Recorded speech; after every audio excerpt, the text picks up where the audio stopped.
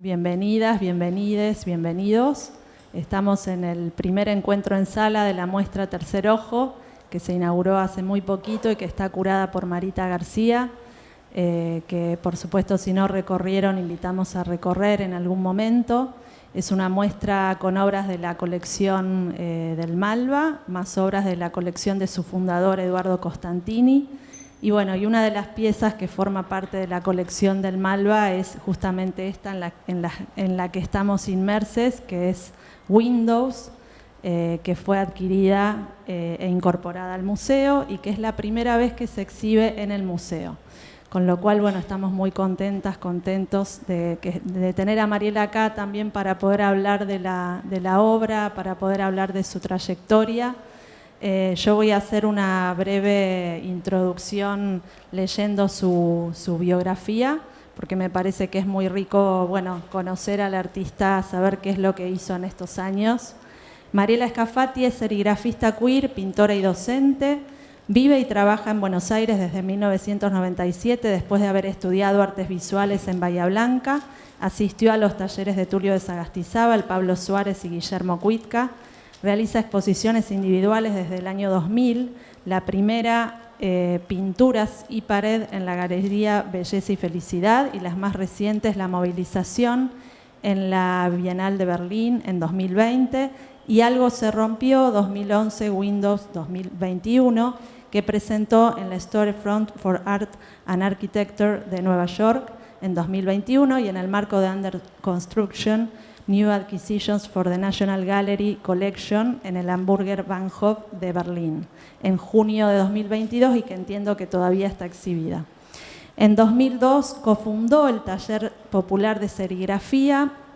Desde 2007 es integrante de Serigrafistas Queer, formó parte del equipo Belleza y Felicidad, fundador del proyecto secundario Liliana Maresca en la Escuela Secundaria número 349, de Artes Visuales en Fiorito, Lomas de Zamora. Coordinó el taller de serigrafía para la cooperativa y editorial Eloísa Cartonera. Participó en varias intervenciones de la Brigada Argentina por Dilma, convocatoria de Roberto Jacobi en la Bienal de San Pablo en 2009. En 2012 realizó la performance Ni verdaderas ni falsas con camisetas del TPS y serigrafistas queer en el Instituto de Investigaciones Gino Germani. Forma parte de dos proyectos radiales, Radio Electrónica Artesanal y la Multisectorial Invisible, que transmitió desde Premio Petrobras Arteba en 2012, diferentes plazas en Bogotá, Colombia en 2013 y La Puerta de la Sala TASEC del Teatro Argentino de La Plata en 2014. De sus experiencias más vitales vinculadas a los activismos sensibles, se destaca Cromoactivismo, que comparte junto a Diana Ross, Guille Mongan, Vic Musotto, Marina De Caro, un colectivo surgido en el año 2016. Bueno, vamos a comenzar a charlar. Bueno, agradecerte, Mariela, que estás acá. Para nosotros es un enorme placer porque, bueno, no siempre está la oportunidad de poder charlar con un artista, bueno, con toda tu trayectoria, que en este momento me parece tan significativo que esta pieza tenga tantas irradiaciones, que fue exhibida en 2021 en Nueva York y actualmente se exhibe en Berlín. Participaste también en la documenta de Kassel recientemente con serigrafistas queer. Y bueno, un poco la primera pregunta que creo que es como más obvia para hacerte es ¿cómo empezaste? ¿No? Como me parece que esta obra un poco Windows, no sé qué pensás vos, pero también es una suerte de palimpsesto o pieza que tiene como muchas capas. Lo leían los textos que publicaron cuando se hizo la muestra de Windows en la galería de Daniel Abate, y donde aparece un poco esta idea de que de alguna manera las piezas que pintaste, bueno, esta misma alfombra que un poco parte de una pintura muy anterior, y siempre son piezas que remiten a lo anterior. Entonces me gustaría empezar remitiendo a tu primera etapa de trabajo, que aparte tiene que ver con tu primera exposición en Belleza y Felicidad, en un momento muy crucial, me parece, para el arte contemporáneo argentino, que fue 2001, ¿no? Entre 2000 y 2001. Bueno, ¿cómo fue ese primer momento?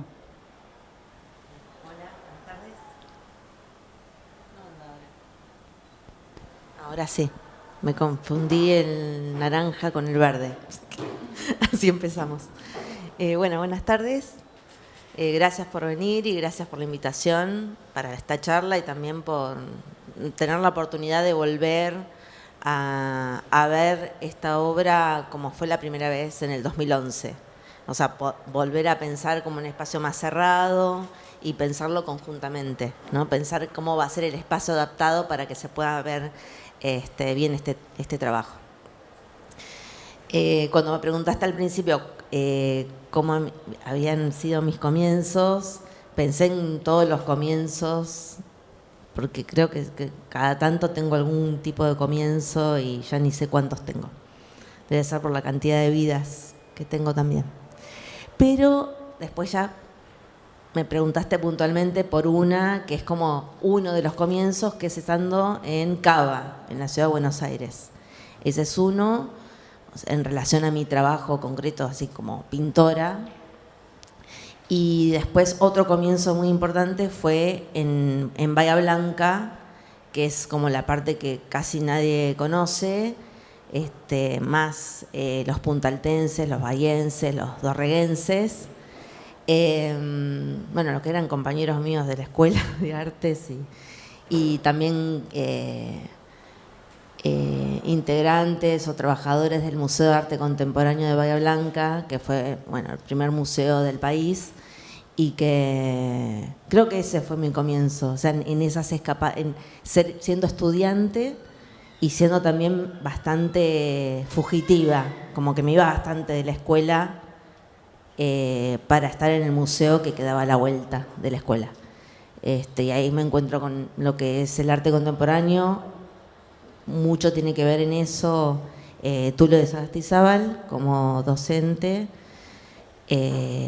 con sus clínicas que duraron muchos años, y mucho tiene que ver también una profesora bastante anfibia, amiga, Cristina Alvarado, una docente, una profesora que ha sido muy importante para Bahía Blanca. Cualquier bahiense que les preguntan sobre Cristina, Cristina está en la historia de cada uno, por alguna u otra razón.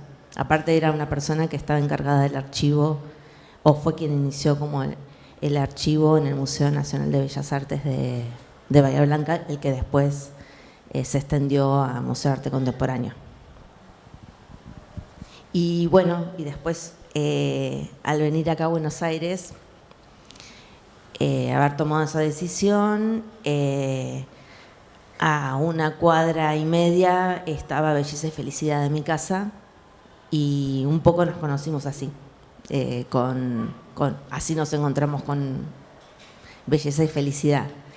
Y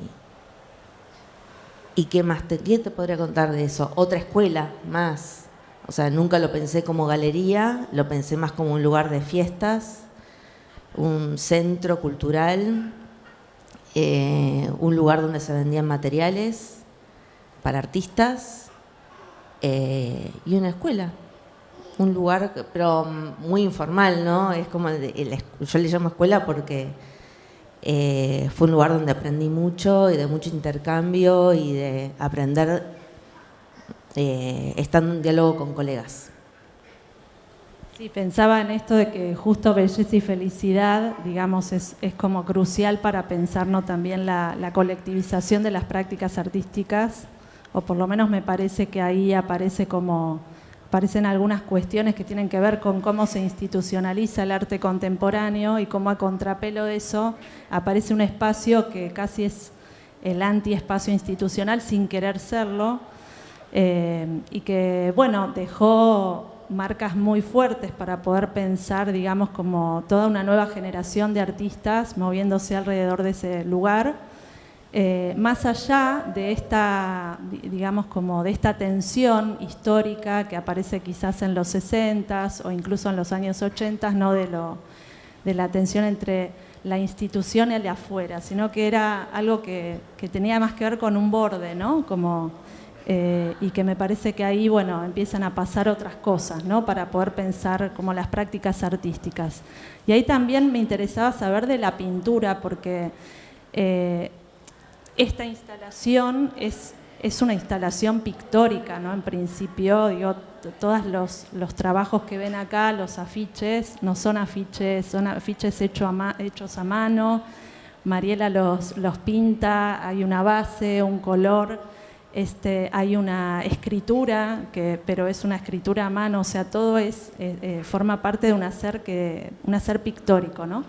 Y además tu definición como pintora, ¿no? Como pintora y serigrafista, pero como pintora. Entonces, me remito un poco también a esta primera etapa donde veo muchos trabajos desde la pintura, de cómo abordás la pintura. Bueno, muchas cosas para compartir. Sí, bueno, volviendo un poco a Belleza y Felicidad, pienso que es uno de los tantos lugares donde lo colectivo aparece o lo contracultural aparece o lo desplazado de lo institucional o de lo establecido. Como que en simultáneo también yo estaba participando de asambleas populares, por ejemplo la de Plaza Dorrego o la de Parque Centenario o la de Palermo. Creo que eso fue otro espacio en simultáneo, o sea, como que esa energía de belleza y felicidad iba a la par de un montón de energías que van, no uso la palabra energía, no sé por qué, pero bueno, no eran situaciones aisladas, sino como que era un momento, eran comienzos de los 2000 y empezaron a surgir muchas experiencias colectivas que vienen de herencias de los 90 también.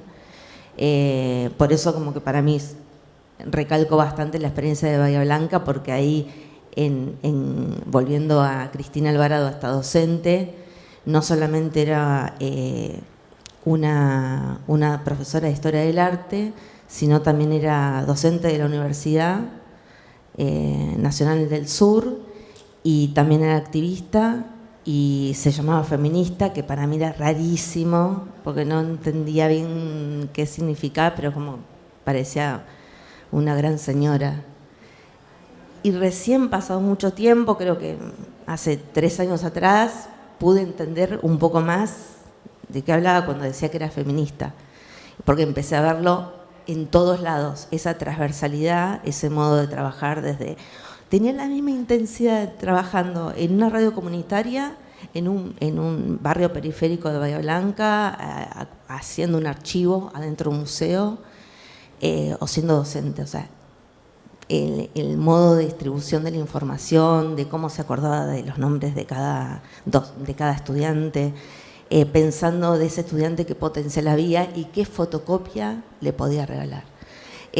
Bueno, y así creo que puedo enumerar un montón de hechos colectivos tan fuertes como Belleza y Felicidad, qué sé yo, un montón, y creo que ahí hay que entender también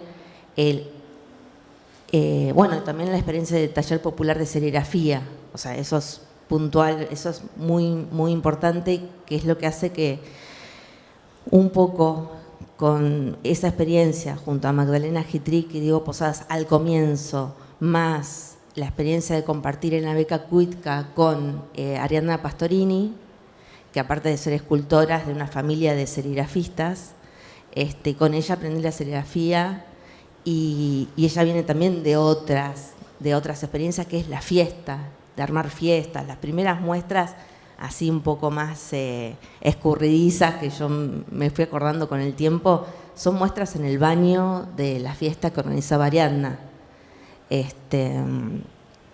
Y bueno, después en otros boliches, en el Morocco y demás. Pensaba eso. Y después lo de pintora.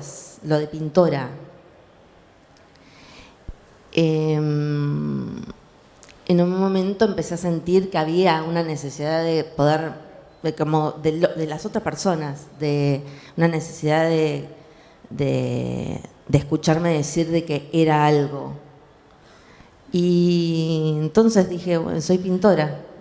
Entonces, bueno, terminás vos leyendo que soy pintora y es algo que me encanta porque soy fetichista de todo el mundo, de todo lo que acontece alrededor de la pintura, todo, el olor, los objetos, También me gusta mucho todo lo que pasa con las personas cuando miran una pintura, y es por eso que apareció este cuadro acá arriba en el 2011, porque la sala donde la mostré inicialmente era muy angosta y no había un lugar donde ponerlo. Siempre era un problema cuál era la mejor distancia. No había nunca una mejor distancia. Entonces elegí el peor lugar, que era el techo, que cuando mirabas había de todo. Acá está bastante prolijo, pero por lo general hay un tubo, un coso, un ganchito de algo, bueno. Y decidí ese lugar y yo dije, bueno, una pintura se tiene que bancar estar en todos lados. Y basta de esta cosa de la pureza o de pensar que tiene que haber aire. Todas las cosas que yo también digo, muchas veces, no, hace falta aire. Y después tenés un matafuego y pasan cosas. Y si un cuadro está en una casa, ni te cuento, está al lado de una estufa. Bueno, pasan cosas, libros, hay mucha información. Entonces, bueno, me definí como pintora y creo que en esta obra se me cruzaron esos dos mundos. Los universos. Los dos universos, el de la pintura, el de la pintora y el de la callejera, la activista, la que hace tipografías, no sé, como la gráfica, algo así. Están todas pintadas a mano y lo que me gustó es que no es lo que me gustó, ahora sí me gusta un montón, me gusta mucho esta obra. Lo que me interesó en ese momento fue pintar los fondos, mezclar los colores, meterle ahí mucho el cuerpo a cada papel que después se pegatina, y también esta idea de que después cuando termina la muestra todo se desarma, digamos, se rasquetea y se rompe. ¿Y esa idea te interesa siempre que haya como una nueva reconstrucción, ¿no?, de esta pieza? Digo, ¿cómo, pensando en lo que está pasando no lo ahora, calculé, no pensé en nada. Cuando lo hice dije, quiero que la pintura esté pegada en las paredes de la galería. Entonces iba a cumplir todo lo que cumple una pintura, que es que estar montada sobre la pared, pero lo que tenía de complejo era que estaba pegatiñada y que si la querías no se podía, o sea, como algo imposible.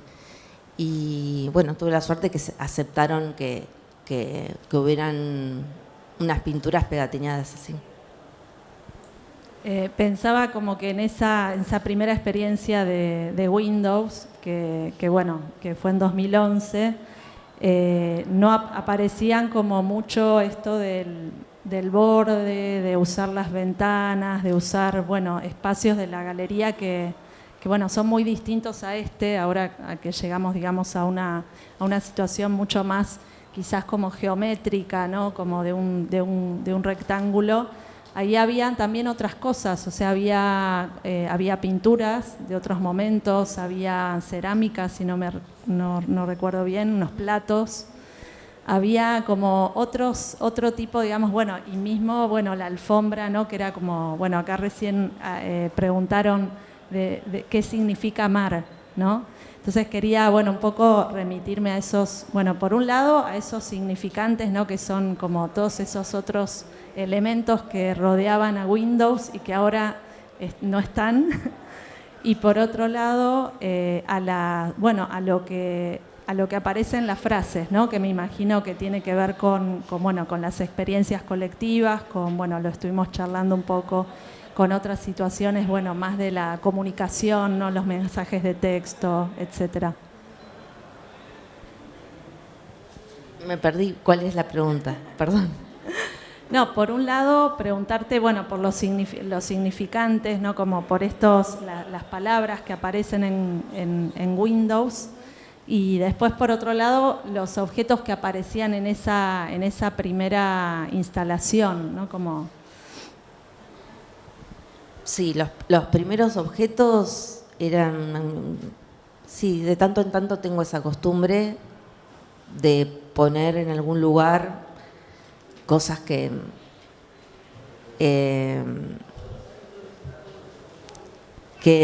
siento que tienen que estar, pero no da mucho, como que hay dudas.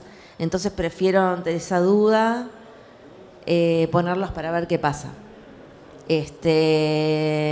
Cuando lo hago, algunas veces tienen que ver con obras que quedaron bastante solas, o son las obras raras, o son viejas, pero que me parecen que son pistas para poder entender lo que estoy haciendo ahora. Entonces, las pongo.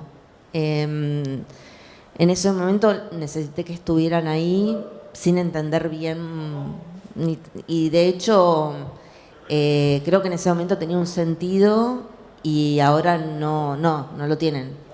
O sea, como que salgo unas preguntas que yo tenía en ese momento en relación a esas pinturas. Después, que muchas eran al óleo también. No sé si eso es un detalle, pero bueno, son pinturas al óleo, chiquitas. Y después, bueno, fue en 2011, que era un momento que yo venía de España, de haber colaborado con la obra de Jacobi en el Reina Sofía, El deseo nace del derrumbe. Y bueno, en ese año también surge el 15M, gran movimiento, también movimientos de los desahuciados. Creo que en ese momento también, no sé si fue ese mismo año, pero la primavera árabe. Y acá en Argentina estábamos en una situación preelectoral muy agitada. Y empecé a compartir chats con un amigo que me iba compartiendo lo que iba sucediendo en el 15M y pensando los contagios, los permanentes contagios que vamos teniendo entre España o entre algunos activistas de otros lados, de otros países y Argentina. Y así, bueno, haciendo referencia también a experiencias que estaban sucediendo en Chile con el movimiento estudiantil. Y pensando también a los zapatistas y pensando qué de eso que nos inspiró en los 90s, qué de eso se había trabado, qué de eso nos había inspirado y se pudieron abrir otras posibilidades de cómo continuar en la calle, de cómo reclamar, cómo estar en la calle. O sea, creo que algunas de estas preguntas que están acá tienen que ver con eso, o frases que tienen que ver con, bueno, cómo estar, cómo continuar conectadas, cómo seguir fortaleciendo nuestras propias redes, otras redes, también cómo atravesar también nuestros propios estados de ánimo, y bueno, eso, me parece que van por ahí. En ese año también aparecen las primeras experiencias, o por lo menos yo las conozco, o sea, no puedo decir que todo es así, sino como que es lo que yo viví, que lo viví como la primera vez que veía algo así, que era de ver una manifestación todo el tiempo filmada desde algún lugar continuamente, que era el streaming,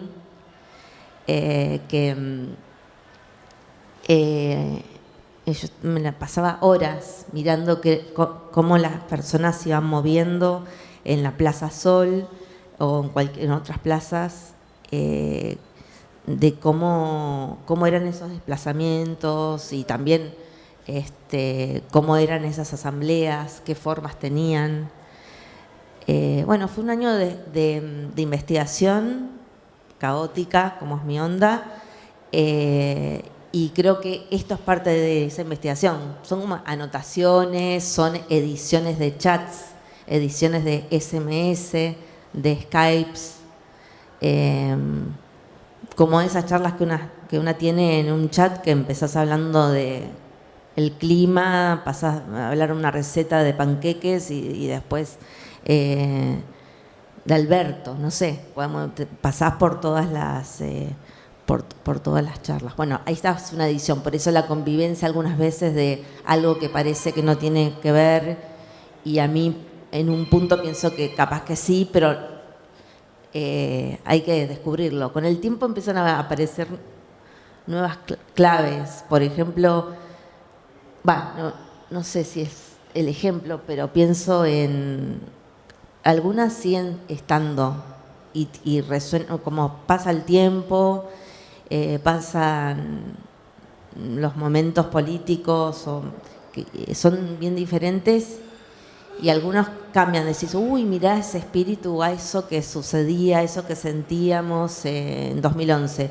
Otras continúan y otras son como que no se han movido. Y hay algunas que según el contexto me resuenan de una manera, de otra, y no les encuentro todavía una respuesta, pero que me sirven para tenerlas presentes. Por ejemplo, el agresivamente no violento es una que no le encuentro una respuesta, no sé si la hay, pero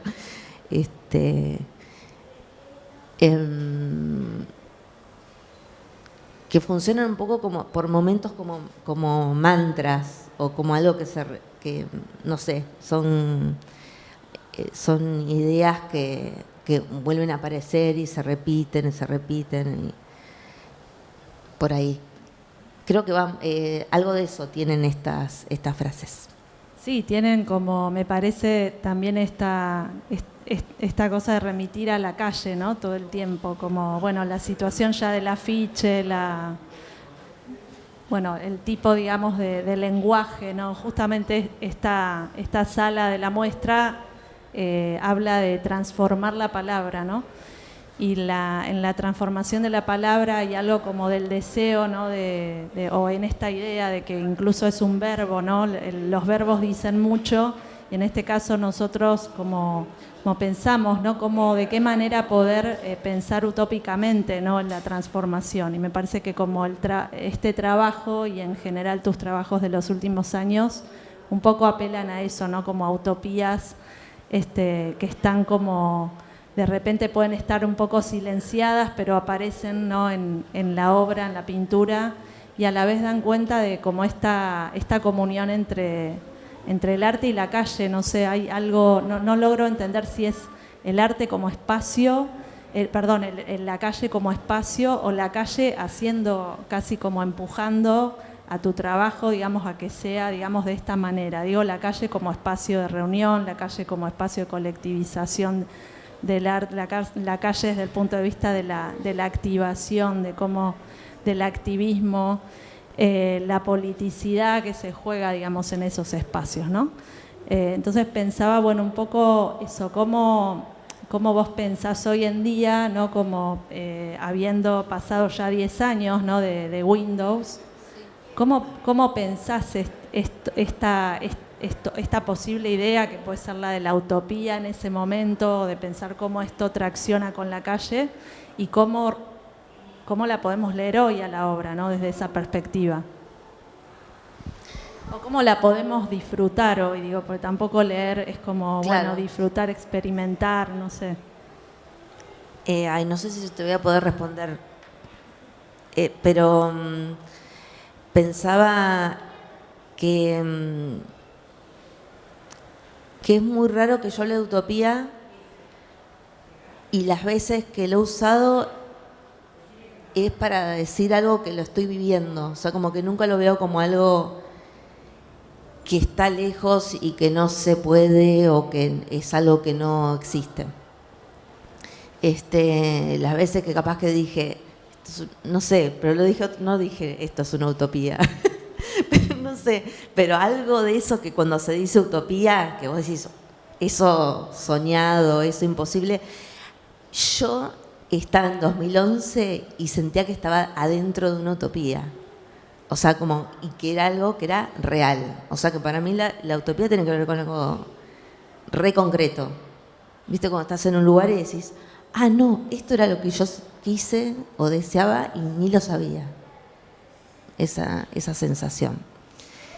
Entonces, bueno, los subidones que tengo acá de comentarios y qué sé yo, jovencitas totales, autonomía, más peronismo acá, bueno, eran todas ecuaciones del optimismo, de cosas que también cuadros, versión nueva de la marcha peronista, bueno, o Mi corazón está en la cancha de Huracán, o todos los ataques de cariño, ¿cuál más están?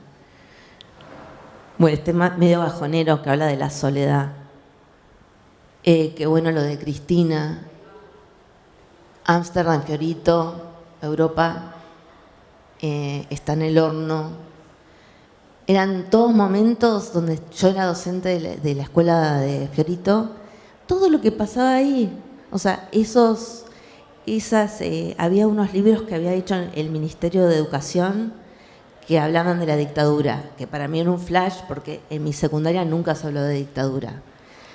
Y ser docente y estar, y en los 24 de marzo, tener expuestos al grupo de arte callejero, a León Ferrari en el secundario,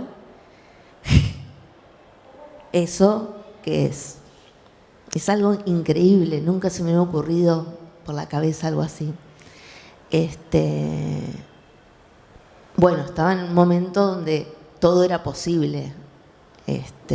Una muy linda sensación. Sí, también el deseo, ¿no? Como parte de la utopía, como hay algo ahí que pasa, ¿no? Que está todo mancomunado, no sé, me parece en el trabajo y que tiene la potencia de proyectarse hacia el futuro. Por eso te preguntaba como de la pieza hoy, no sé, veía...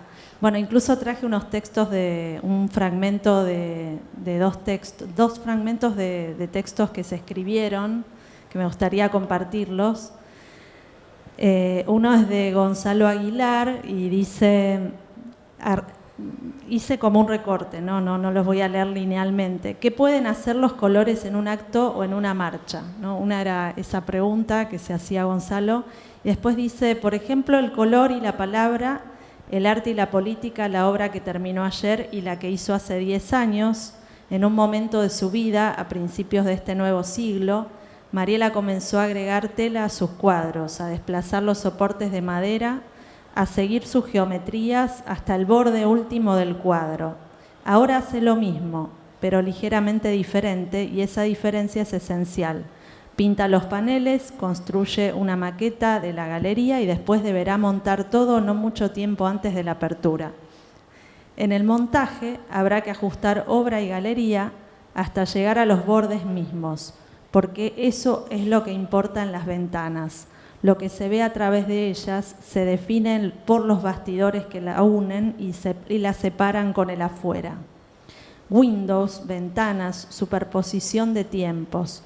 Por eso el rosa, el monocromo, que es un comienzo, un recomenzar, y la mesa con los cuadros previos a la debacle del 2001, como si en esas abstracciones geométricas coloridas ya estuviese empujando la catástrofe y los nuevos modos de hacer política. Porque no hay mal que por bien no venga y porque la melancolía no es siempre un mal sentimiento.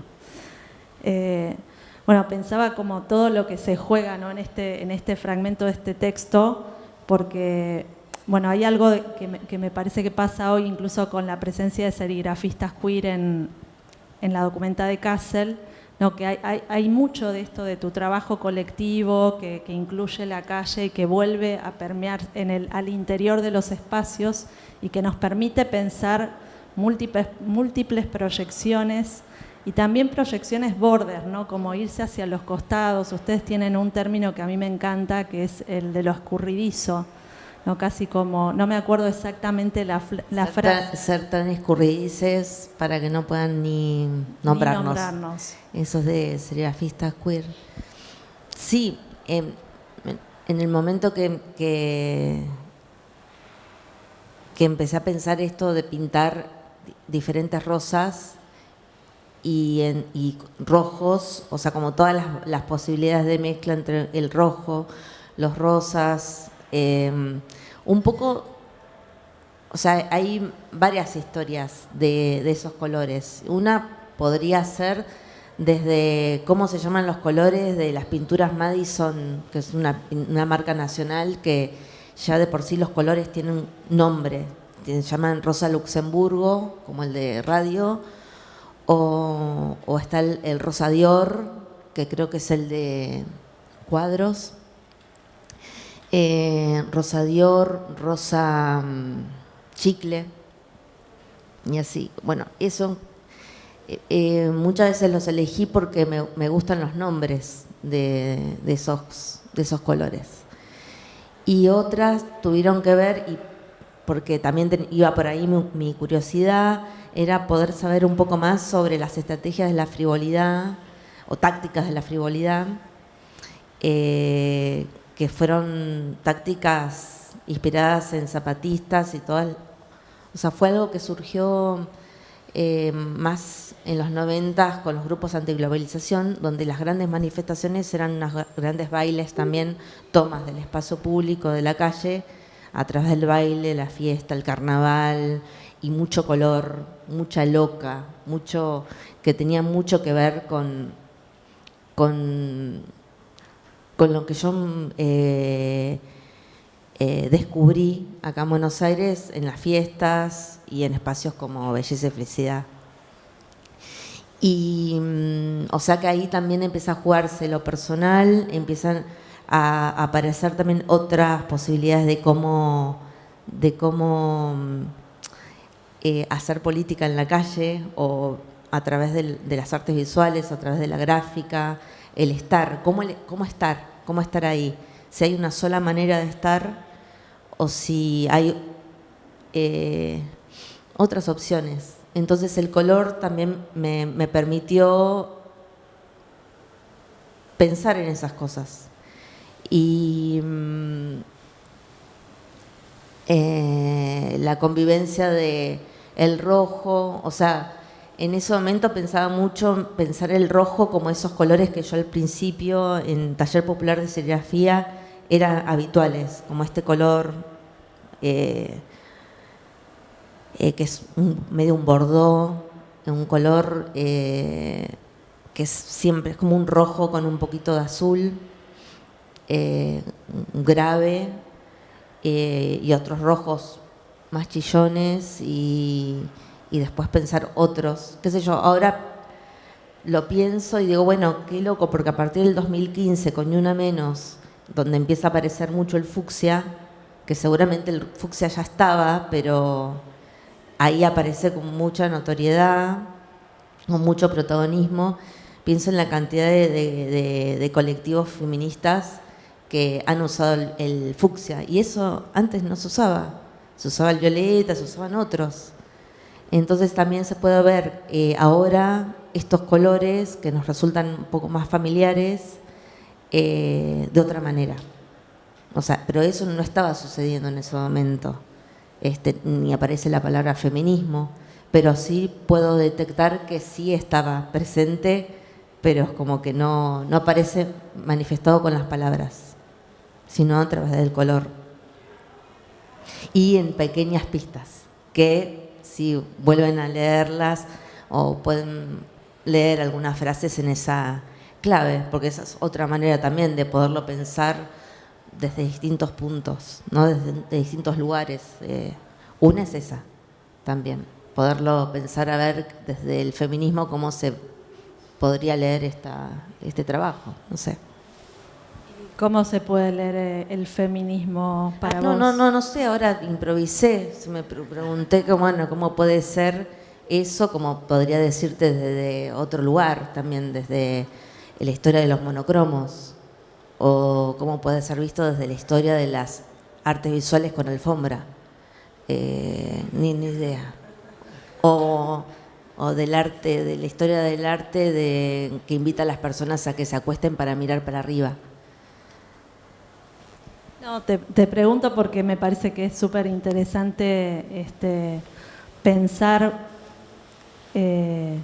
bueno, justamente esta obra para mí también tiene mucho que ver con los feminismos, pero bueno, justamente Ni Una Menos, la primera marcha de Ni Una Menos en 2015, digo, estamos como, no sé si pensamos en un arco temporal 2011-2021, donde nos encontramos en la calle por la lucha por el aborto legal, o sea, un montón de situaciones que tuvieron que ver donde el feminismo, digamos, los feminismos fueron fundamentales para poder pensar un cambio en la mirada, un cambio en la sociedad, una transformación transversal, radical, cambio de paradigma, y que me parece que un poco el trabajo habla, ¿no?, de eso, pero desde un lugar quizás más vinculado a esta cuestión de lo escurridizo también, ¿no? Como, bueno, ver por donde uno quiere y donde uno puede y donde desde el lugar que podemos, que queremos, que deseamos, y creo que el trabajo un poco tiene también eso, que a diferencia, digamos, de un poco lo que pasa con el trabajo de serigrafistas queer, donde uno ve, digamos, toda la situación, digamos, más en la calle, toda la efusividad que tiene, digamos, el hecho de estar en la calle y llevar una bandera, y que se veía un poco en el trabajo, bueno, que ustedes presentaron en la documenta de Kassel, ¿no? ¿Cómo aparece eso? Entonces, quería preguntarte un poco qué pasó con ese trabajo, con esa invitación a la documenta, que entiendo que fue el año pasado. Justo yo estaba compartiendo en una situación muy particular con Guillermina Mongan, y me acuerdo que les había llegado el mail y había como un debate interno donde, bueno, ¿qué hacemos, ¿no?, con esto, con esta invitación? Sin embargo, bueno, no sé, para introducir, por si no tiene, acá yo me hice como un machete de lo que fue la documenta inaugura en junio, se acaba de cerrar el 25 de septiembre, ¿no? Terminó. Y es curada por primera vez por un colectivo que es Ruang Grupa de Indonesia. Y bueno, y ustedes fueron invitados a presentarse, a formar parte de este trabajo. Entiendo que Ruang Grupa proponía el término lumbung, que es originalmente granero de arroz comunal, donde se almacena el excedente de la cosecha para beneficio de la comunidad en tiempos difíciles, que es un modelo, una práctica, ¿no?, que tiene sus raíces en la colectividad, ¿no?, en el intercambio de saberes, intercambio comunal de saberes. Y entonces, bueno, un poco la propuesta de serigrafistas queer es construir, entiendo que era construir para construir hacia un rancho quiz, ¿no? Un poco que cuentes esa experiencia. Sí, al comienzo fue así. Tuvimos que dedicarle un tiempo para pensar si aceptar o no mostrar en documenta, y después profundizamos un poco más o conocimos a Ruang Grupa o la propuesta, y entendimos que nos eligieron por un modo de organización que teníamos o que tenemos, un modo de organizarnos, un modo de compartir, y que iba más por eso que iba más por nuestra práctica, no tanto por una obra. Y nos sentimos cómodos, y bueno, a medida que íbamos participando de las reuniones y de conocer otros colectivos, donde estuvimos en contacto durante todo un año a través de Zoom, del sur, todos artistas y colectivos del sur, sentimos que, bueno, que tenía un sentido compartir con otros que estaban en la misma. También entiendo que Ruang Grupa pensó muy bien cómo armar una documenta, la documenta La Bienal Soñada, pensando un poco en cómo dar respuesta y cómo criticar al sistema del arte lo que ya naturalizamos, que es el sistema del arte. Un montón de cosas que estaría bueno poder repensarlas o no ir tan en automático. Pero me parece lo que no pensó es que cómo puede repercutir una participación de los colectivos en una documenta así. Pero bueno, creo que en lo primero sí, ha sido muy acertada la decisión de cómo construir esta documenta con esta forma de lumbum, que es un modo también que se va multiplicando, contagiando, y ya no se sabe hasta qué alcances tiene un lumbum.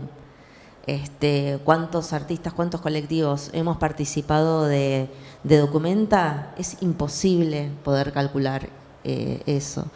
Y eso tiene bastante que ver también con serigrafistas. Por esto de pensar lo escurridizo y de muchas veces decir que no sabemos cuántos serigrafistas hay. E incluso hay muchos serigrafistas que ni siquiera son serigrafistas, o posiblemente yo veo como serigrafista queer y la otra persona no lo sabe.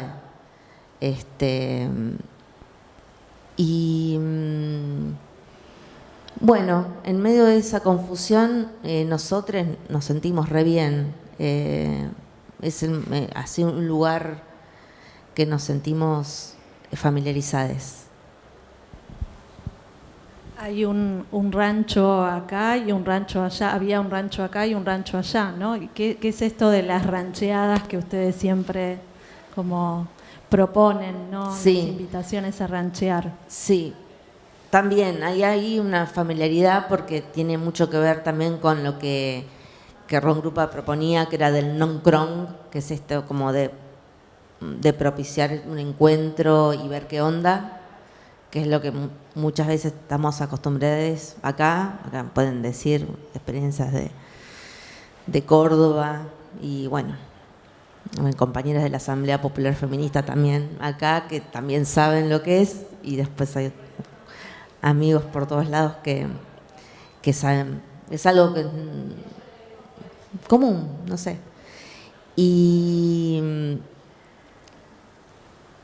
Y también esa palabra se empezó a usar mucho en las manifestaciones o acampes o cuando, o sea, para el aguante o el estar fuera del Congreso esperando a ver si se definía la ley por el aborto legal, seguro y gratuito.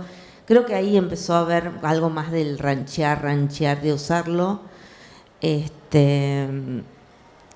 de usarlo de manera más cotidiana, creo. Y a nosotros nos quedó eso de ranchear, que puede ser simplemente estar sentados en algún lugar y esperar. Y bueno, esa misma idea la tomamos y dijimos, bueno, podemos pensar también en construir un lugar, encontrarnos en ese lugar, que es en el campo, en Cañuelas, encontrarnos como podamos, con los cuerpos que tenemos, con las dificultades, con todo, ¿no? Y estar ahí y ver qué onda, ver qué pasa. Y bueno, lo empezamos el año pasado y empezamos desmalezando.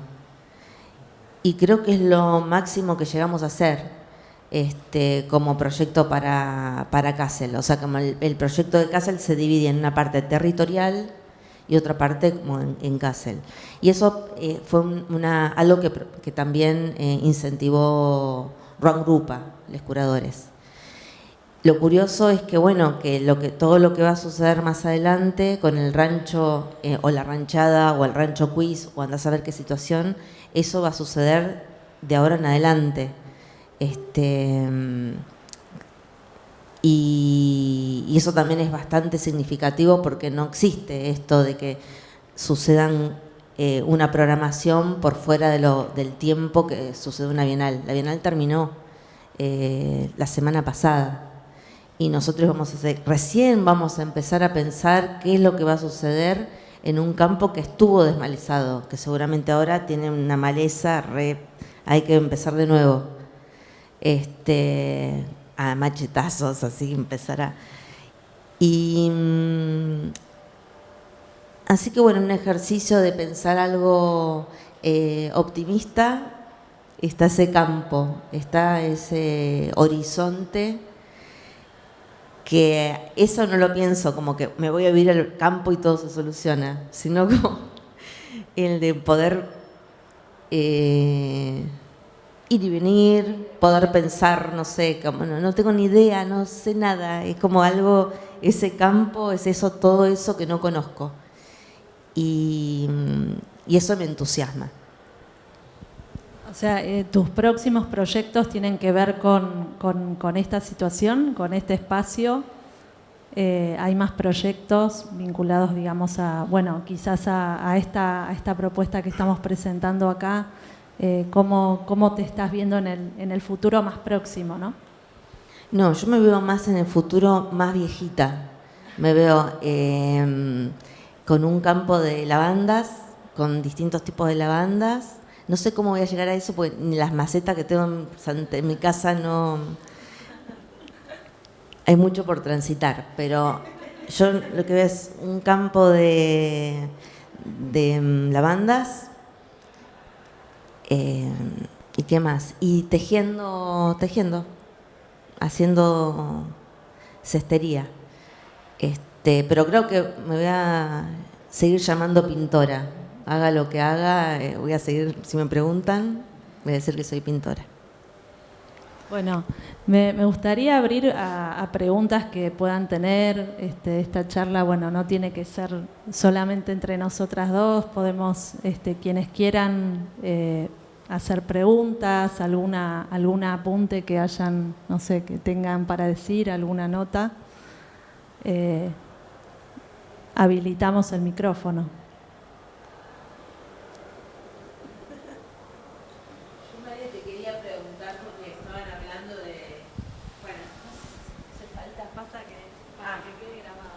Perdón.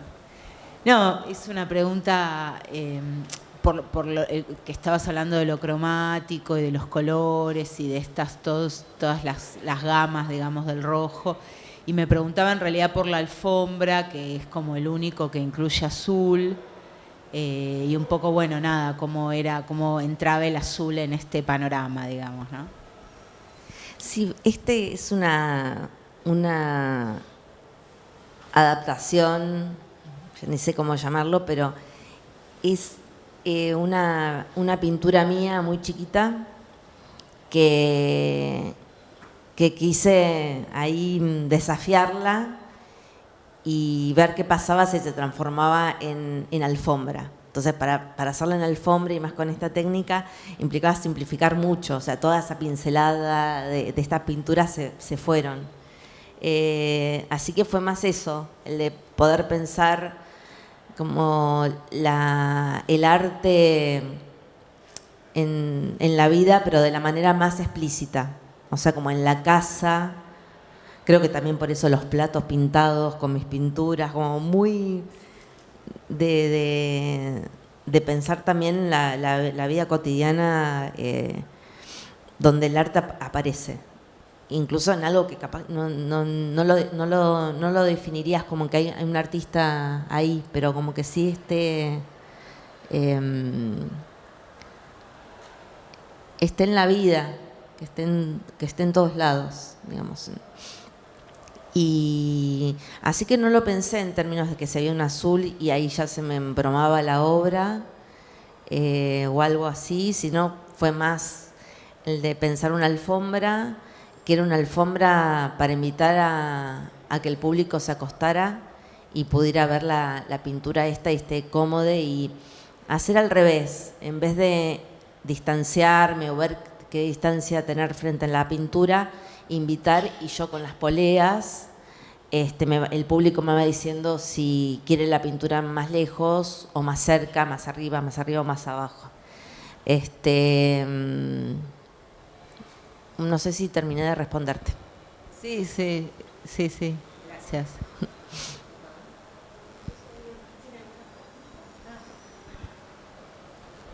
¿Alguien más que quiera? Nico. Hola, hola, hola, hola. No, que el año pasado cumplió 10 años la obra y cuando la mostraste en Nueva York, como que sí que nada, como que para mí está bueno que cuentes como ese proceso de haber visto esos 10 años la obra, porque y también con lo que significó el título que le pusiste, algo se rompió, que fue lo que mencionó Nancy cuando le introducía, y que por ahí ahora es la primera vez que la vemos tal cual la hiciste en su momento, pero por ahí también está bueno ver, porque me quedé pensando con esto lo del entusiasmo, que vos decís que son fotos del entusiasmo de una época. Yo pienso que vos sos así todo el tiempo, no sé si tiene que ver con esa época, pero por ahí la reflexión de qué te pasó a vos 10 años después y cuál fue el proceso como de readaptación de esa obra para, nada, para pensar también cómo mutó, cómo mutaron los colores, porque también hubo un montón de cambios en esa obra.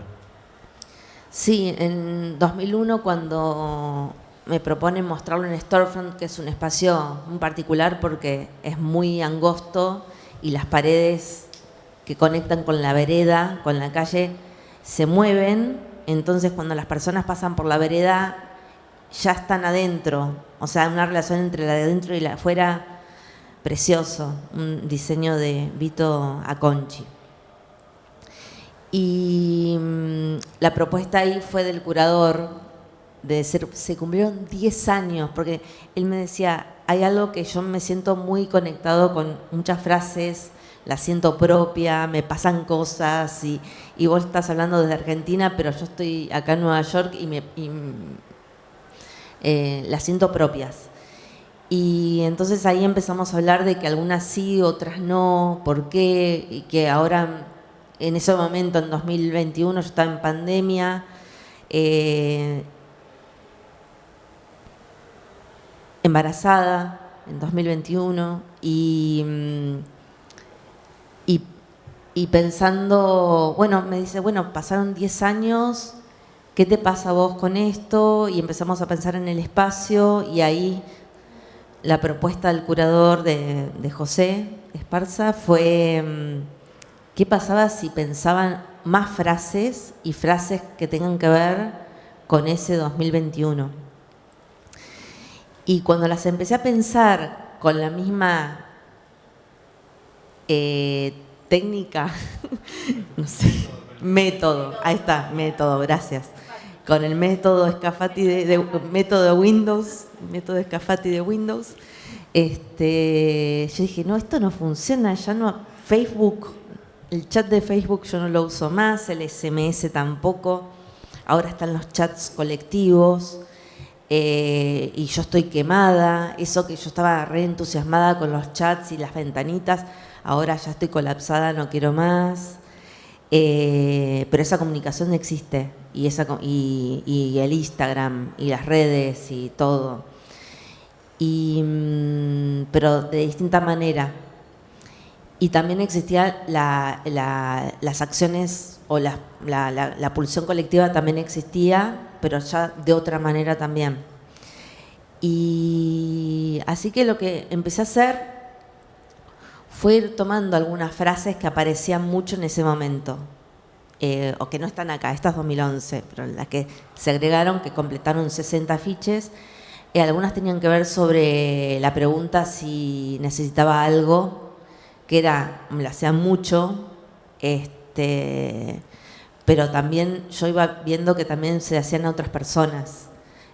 Era alguna pregunta muy recurrente, ¿sí? ¿Qué necesitábamos? Y otras tenían que ver sobre el estar muteade, que nos pasaba también a través de los Zooms, problemas en los vuelos, imposibilidad de viaje, el de no entender bien cómo es el contacto con el otro, cómo es el tema el asuntito de la cercanía y la lejanía, y cómo tocarnos, o no, y todo el erotismo, pero medio tapado, porque cómo se hace, cómo se gestiona. Bueno, y yo dije, uy, esto está Algo se rompió.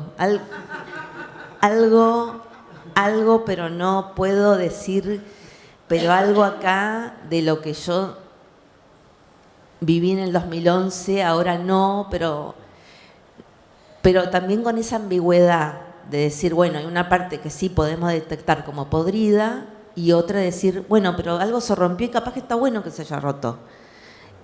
O sea, de pensar ahora el lumbum, de que un grupo de curadores, un colectivo de Indonesia se haya propuesto no dar por lógico imprimir para una bienal de una determinada manera y pensar cómo colectivizar, cómo distribuir, cómo generar textos de otro modo, con otra lógica, o dejar de invitar a grandes nombres para una bienal. ¿Por qué? Por lo menos preguntarse cuándo tiene sentido, por qué,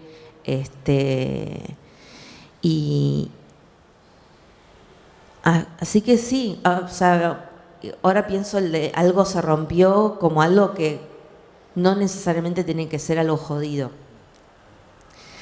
pero que se rompió, se rompió.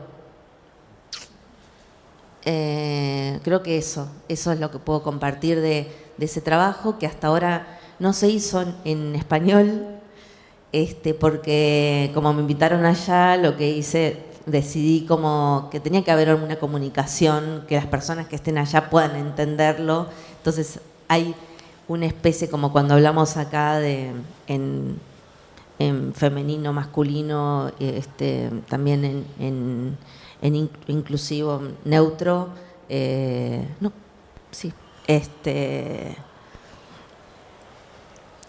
también pensar así un poco los textos.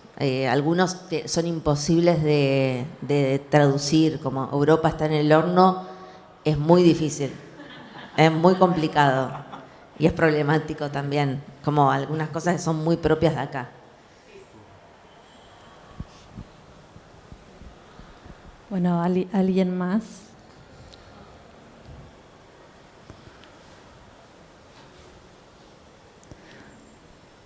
Bueno. Es una pregunta rápida. ¿Faltó la A o es un efecto textual? Eso, me faltó la A. Me parece que me faltó la A. ¿O quisiste... Podemos aprovechar el momento para poder decidir si la agrego o lo dejo. Esa es una gran pregunta. Lo dejo así. Queda así. Y lo de Mar, que preguntaste, no todas las preguntas las puedo responder. No todas. Me gustan que hayan como pistas ahí de, no sé, ahí, unas claves. Perdón, ¿cuál es la A que falta? De refleja. Mira, y si fue una película será un independiente, mira tus dientes donde se refleja el comienzo de una historia que vendrá. Si algunas frases tienen ahí una conexión con lo romántico, tienen algo, y bueno, permite que las personas también se puedan permitir eso, como de sentir deseo de recibir esos mensajes de amor. Bueno, nada, me parece que con este cierre, con esta frase, podemos cerrar tranquilamente. Te agradecemos muchísimo. Bueno, gracias. Muchas gracias. Y bueno, voy a aprovechar también que estamos acá para que podamos probar también esto de la pintura. Si tienen ganas, les invito a sacarse los zapatos o dejar las zapatillas para afuera, como cuando se acuestan en la cama. Y bueno, y ahora voy a moverles, me dicen más o menos a qué altura quieren la pintura.